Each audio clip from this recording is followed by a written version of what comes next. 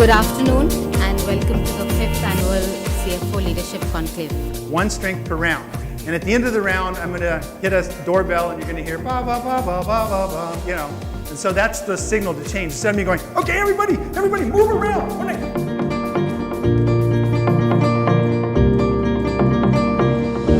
seconds. Sounds like we've reached a natural end to this. The detailed introduction is already here, so I will not repeat it. Well, I think the question today is not whether Indian politics is ready for growth, but whether growth is ready for politics. We can create focus on manufacturing sector. We can create jobs the way we want to, because we are looking for 10 million jobs on a yearly basis. And we can create exports and also financial inclusion. Any guesses on why those companies failed? They didn't have good CFOs. I think that trust comes from two things. One is about knowing the business. If the CEO also knows that the CFO understands the business properly, then the trust really comes through. And secondly is asking the right question, as he also enumerated. And then you will see that, he will listen to you much more than, you expect him to.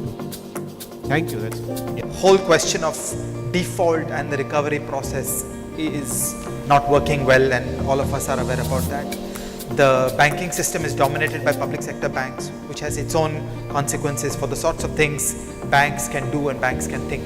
For any of us who have had exposure to a banking system outside India, quite frankly, what we have in India is a bureaucracy. It is not a banking system. Banking is not a business in India. It is just a bureaucracy. In terms of the priorities for the CFO, I think one of the biggest one is the growth.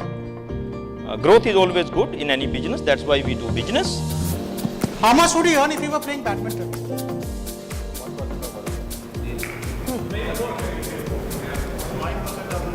How much? 1 million, half a million, 10 million? Nothing? Well, you know badminton. I took badminton. I would have taken any other sport, right? But see, remember, working hard, being great, skills are very portable across tennis and badminton. Now you can, that is reasonably sure. If you train for 10 years, you'll be a good badminton player. Now, if you look at the number here, we looked at the average earning of top 10 players in all racket sports. And the average is not 1 million, it's actually $600,000.